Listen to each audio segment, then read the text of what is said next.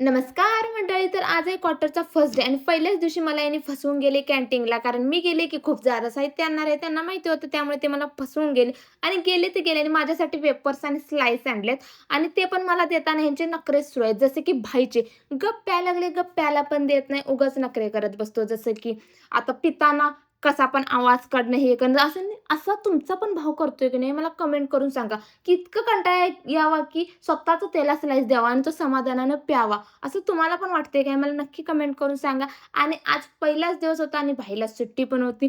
त्यामुळे भाई जरा फॅमिलीसोबत टाईमपास करत होता, म्हणजेच बोलत चालत होता आणि माझ्या काय जीवाला थारा पडतोय त्याची कळ काढल्याशिवाय. दीदी तू खूप चांगली आहेस. दीदी तू खूप चांगली आहेस. तू माझी लाडकी बहीण तू आहेस. माझी लाडकी बहीण आहेस. तू माझा जीव आहेस. तू माझा काळे आहेस. काळे आहेस की तू माझा जीव आहेस. तू माझा जीव आहेस. चल पाया पड माझ्या. जा पाणी आण जा दीदी. झालं जा.